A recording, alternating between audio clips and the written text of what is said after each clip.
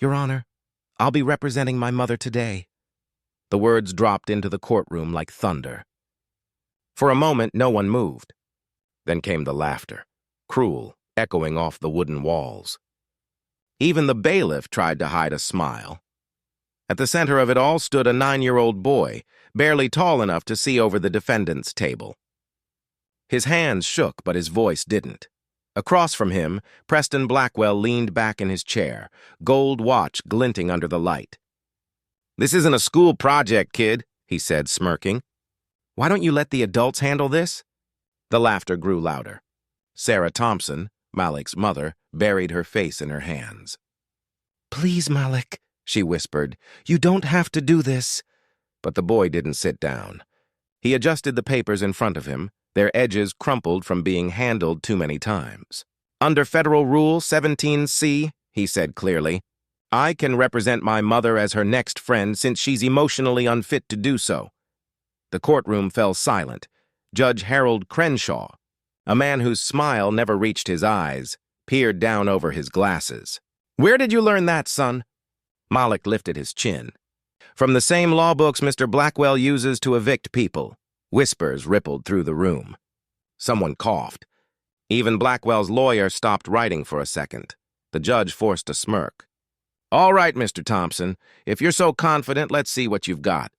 He leaned back, amused. "Proceed." Malik took a slow breath, steadying his trembling fingers. He spread out photographs, mold on the walls, a ceiling leaking brown water, a broken heater with frost creeping up its pipes. "My mother reported these damages months before we were sued," he said. "But the landlord didn't fix them. Instead, he blamed her for $50,000 worth of damage she didn't cause," Blackwell scoffed. "That's nonsense. These tenants destroy everything they touch." The judge didn't interrupt. He didn't need to. His silence said enough. Malik turned to his mother. "Mom kept every report, every message, every photo." He held them up one by one. "You can ignore us, but you can't ignore the evidence." A hush swept over the courtroom. The laughter had stopped. The janitor paused by the door, watching quietly. Malik's small voice carried across the room. "We may not have money, but we have the truth." Blackwell shifted uncomfortably, glancing toward the judge. The connection between them, an unspoken one, hung thick in the air. The judge cleared his throat. "Enough. I'll allow your statements." "For now." Malik nodded. "Thank you, Your Honor." He sat down slowly, eyes never leaving the landlord. From his seat, Blackwell whispered to his attorney, "Find out who taught him that rule." And for the first time that morning, the courtroom didn't laugh. It listened, because deep down everyone knew this was no ordinary boy, and something in his calm, fearless stare said one thing loud and clear: he wasn't done yet. Case dismissed. Those two words hit Malik like a hammer. The gavel came down before he could even stand. The courtroom gasped, but Judge Crenshaw didn't care. He was already reaching for his coffee. Sarah's voice trembled. "But, Your Honor, we didn't even—" "Ma'am," the judge interrupted coldly, "you failed to meet the filing deadline. The case is dismissed with prejudice." Blackwell's grin spread like oil. His lawyer patted him on the shoulder. "Easy win," he whispered. Malik looked around, confused. "What does with prejudice mean?" "It means," Blackwell said, turning toward him, "you can't ever bring it back, kid." "It's over." The words twisted deep inside Malik's chest. His mother's eyes filled with tears as the clerk started packing up papers. He stood frozen, watching how easily grown men could destroy a family with a signature. Outside, the city felt colder than ever. Sarah sat on the courthouse steps, face buried in her hands. I thought if we told the truth, they'd listen." Malik clenched his fists. "They didn't even read our evidence." She didn't respond. She didn't have to. He could see the exhaustion in her eyes, years of working double shifts, believing in a system that was never built for people like them. As they walked home, a reporter outside the courthouse shoved a mic in Blackwell's face. "Mr. Blackwell, any comment on evicting a single mother?" Blackwell smirked. Justice was served. Some people just don't pay their dues. That line hit Malik harder than the verdict. Justice was served. He replayed it in his head. again and again. Later that night, as they packed their things into torn boxes, Malik found one of his old notebooks, the one where he used to draw superheroes. He stared at it, then whispered, "They don't come for people like us, do they?" Sarah forced a smile. "No, baby. Sometimes we have to become our own." The lights flickered out. Their landlord had already cut the power. In the dark, Malik whispered, "Then I'll fight them. All of them."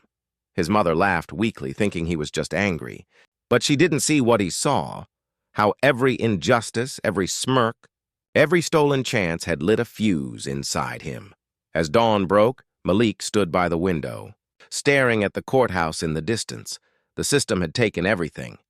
But it had also made a promise, because one day soon, it was going to pay him back. "Do you really think a kid like you can change anything?" The teacher's voice echoed through the classroom as laughter broke out. Malik didn't look up. His hands kept moving, sketching on the back of his notebook. Equations, flowcharts, ideas that looked like madness to everyone else. "I'm not trying to change anything," he said quietly. "I'm trying to fix what's already broken." The room went silent for a moment. Then the laughter came back, louder this time. But Malik didn't care. He'd already learned that people only mock what they don't understand. After losing the lawsuit, life had become harder. The eviction, the whispers, the sideways looks, everything reminded him that the world was not built for people who looked like him. But beneath all that pain, something else was growing. Focus, fire, every night. After helping his mom at the diner, Malik would stay up working on his computer, an old, second-hand machine with missing keys and a cracked screen. It didn't look like much, but to him it was freedom. He started teaching himself coding from free library books. Algorithms fascinated him, how something invisible could control everything. Traffic lights, bank loans, even court records. And he realized something terrifying. The system wasn't just unfair. It was programmed that way. One night his mom peeked into his room. "Baby, it's past 3. You got school tomorrow." Malik didn't look away from the screen. "Just one more line of code, Mom." She smiled faintly. She didn't understand what he was building, only that it kept him alive when everything else tried to crush him. By 16, Malik had created something no one expected, a software that could trace hidden bias in legal data. It could show in black and white how cases like his were doomed before they even began. He named it Proof. He didn't tell anyone, not even Sarah.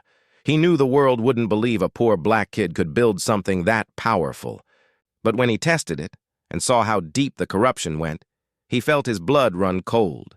Names, judges, corporations, all connected. He stared at the screen, trembling. "They never planned to let us win." That night, lightning flashed outside his window, illuminating his determined face. He backed up his code on a flash drive and whispered, "If no one will fight for us, then I'll do it my way." He didn't know it yet, but that single decision would make him both a target and a legend. Because Malik was no longer just a victim of the system. He was becoming its biggest threat. "You don't belong in that courtroom, kid. Go home." The guard's voice was sharp, but Malik didn't flinch. He held up his small folder, papers, printouts, things he'd been digging through for days. His voice was calm. "I'm not here to argue. I'm here to learn." He walked past the man, eyes locked on the courtroom doors. Inside, the air was thick with tension. Judge Harold Crenshaw sat high above, his gold watch gleaming under the lights. Beside him, Preston Blackwell, the same landlord who'd destroyed Malik's family. Malik froze. A memory flashed, his mom crying, their eviction notice crumpled on the floor. Now both men who caused it were laughing together like old friends. Something in his chest twisted. That wasn't justice. That was business. Later that night, Malik sat alone at the public library, surrounded by stacks of court documents. He scanned through page after page, tracing signatures, payment trails, company names. Then he saw it, a name repeating over and over again. Blackwell Holdings, Crenshaw Development Trust. His heart pounded. He opened another file. Same thing. Judge Crenshaw wasn't just biased. He was on Blackwell's payroll. Malik whispered, "They were never against us. They were partners." His hands trembled as he scrolled faster. Each discovery hit like a gut punch. The judge's vacations, paid by the landlord association. His country club fees covered by anonymous donors. Every case against Blackwell, dismissed. He leaned back, stunned. That's why we lost. Not because we were wrong, but because the game was fixed. The computer's old fan hummed loudly as Malik copied every document to his flash drive. Proof, real, solid, undeniable. But as he packed up, the librarian, an older woman named Mrs. Ellis, looked at him. "You've been here all week, sweetheart. You're digging into dangerous things." He met her eyes, steady and quiet. Someone has to. As Malik walked out into the cold night, the flash drive clutched in his hand. A black SUV parked across the street flicked its headlights twice. He stopped. The lights went off. Silence. A chill crawled up his spine. He didn't know who was inside, but deep down, he understood. He wasn't just uncovering corruption anymore. He was being watched. Objection! He's just a child! The courtroom erupted in murmurs as Preston Blackwell's lawyer slammed his hand on the table. But Malik didn't move. His small frame stood firm behind the witness stand, his eyes locked straight on Blackwell. Judge Williams leaned forward. "Overruled. The boy has earned the court's permission. Proceed, Mr. Thompson." For a second, no one breathed. Then Malik opened his folder, every page perfectly marked, highlighted, and tabbed. He took a slow breath. "Mr. Blackwell," he began, his voice calm but cutting, "you said earlier that the damage in our apartment began after we moved in, correct?" Blackwell smirked. "That's right. You and your mother ruined my property." Malik's expression didn't change. "So if that's true, why does this city inspection report, dated 3 months before we even moved in, show mold in the exact same spot?" Gasps rippled through the courtroom. Blackwell shifted in his seat. Malik stepped closer, holding up a blown-up photo. "See this crack in the wall? Same place. Same report number. The inspector even wrote, and I quote, 'Landlord aware, refused repair.'" Blackwell's lawyer jumped in. "Your Honor, this is—" "Quiet!" the judge snapped. "Let the boy finish." Malik's tone stayed steady. "You claim to never receive tenant complaints. But here's your signature on every one of them." He placed a stack of forms on the table. Neat, organized, undeniable. "You signed them. You ignored them. And then you sued us." Blackwell's face turned red. "You don't know what you're talking about, kid." Malik met his eyes. "Actually, I do. Because I read your emails." A shiver went through the room. Malik clicked his laptop, projecting a message on the screen. "This one's from your assistant, dated last March. Don't bother fixing the Thompson unit. They'll be gone soon anyway." The courtroom fell dead silent. Even the reporters stopped typing. Malik turned back to the judge. "Your Honor, every family in those buildings has the same story. Neglect, lawsuits, silence. But this isn't about property damage anymore. It's about abuse of power," Blackwell stammered. I don't recall—" Malik's voice sharpened. "Then maybe you'll recall this." He lifted a printed check. "Made out to Judge Crenshaw, from your company. 2 weeks before our hearing," the crowd gasped again. Cameras clicked. Even Judge Williams froze. Blackwell's lawyer lunged to object, but it was too late. The truth was out. Malik stood tall, his voice unwavering. "You paid the man who ruled against us. You bought justice. But not today," Judge Williams finally spoke. "Mr. Blackwell, do you deny this payment?" Blackwell's lips trembled. I plead the fifth." The room exploded in whispers. Malik closed his folder slowly, the faintest flicker of emotion in his eyes.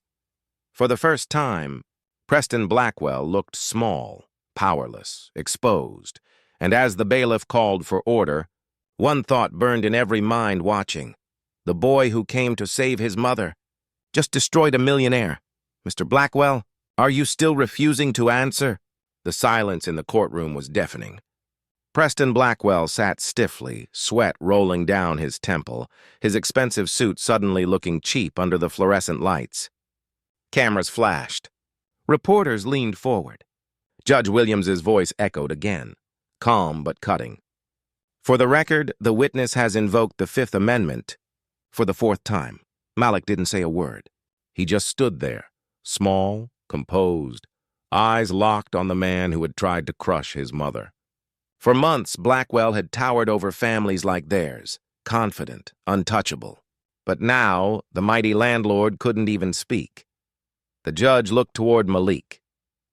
"Do you have anything further, Mr. Thompson?" Malik hesitated. Then, with quiet precision, he pulled out one last document. "Yes, Your Honor. A list of 73 tenants, all sued by Mr. Blackwell, all living in buildings that failed inspection. Before they ever moved in." Gasps swept through the courtroom. Some of the tenants were sitting in the back, mothers, children, old men in worn coats. They began to whisper, recognizing their names. Blackwell's lawyer tried to stand. "This is irrelevant," Judge Williams cut him off. "Sit down." Malik stepped closer to the stand. "You didn't just try to take our home," he said softly, his voice trembling with emotion for the first time. "You tried to take everyone's hope." Blackwell looked down, jaw tight. "And for what?" Malik continued. "Money you'll never spend? Power you didn't earn?" He paused. "You built your empire on fear, sir. But fear doesn't last forever." Judge Williams straightened her papers.